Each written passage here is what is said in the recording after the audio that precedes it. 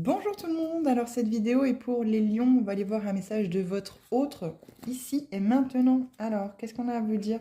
Comme toujours, vous gardez votre bon discernement comme dans chacune de mes vidéos, et si cela vous a plu, n'hésitez pas à vous abonner. 30, blocage du principe masculin. Excusez-moi,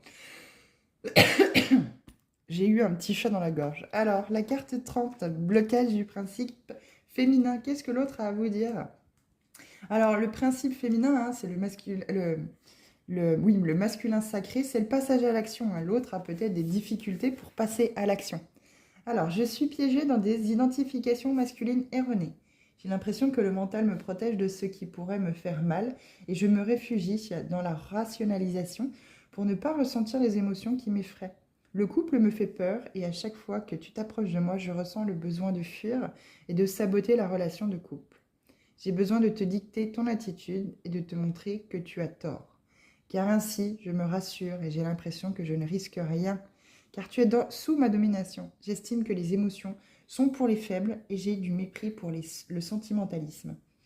Je ne veux pas me sentir prisonnier, prisonnière et je suis prêt ou prête à tout pour éviter l'engagement d'un couple, même si je dois te perdre et en souffrir. Je déteste quand tu me parles de notre amour et que tu me supplies de me rendre compte de la beauté de notre relation car je le sais déjà et je culpabilise. Cela me donne encore plus envie de fuir. Je veux que tu me laisses car tu menaces quelque chose en moi que je n'arrive pas à déterminer. Je sais que je vais le regretter, mais ta présence ébranle mes identifications trop profondes et je crains cette vulnérabilité. Alors là, c'est très toxique pour vous. Hein. Je préfère vous dire, les lions, c'est vraiment très toxique parce que quand l'autre est dans la fuite comme ça de la relation, c'est parce qu'il a des blessures profondes à guérir. Et si cette personne-là se met pas en travail et qu'elle ne souhaite pas le faire, vous n'avancerez jamais en fait dans cette relation et vous serez toujours dans l'attente. Et l'attente crée le manque et vous ne serez jamais comblé finalement dans votre vie, dans l'espoir. L'espoir certes fait vivre, mais là c'est perdu d'avance, c'est peine perdue, j'ai presque envie de vous dire. Et il est vraiment question ici de lâcher prise.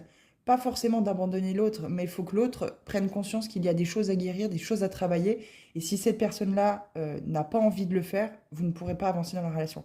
Vous ne l'abandonnez pas, mais vous avez tout à fait le droit, vous, de ne pas accepter, de ne pas supporter ce que l'autre peut vous faire endurer.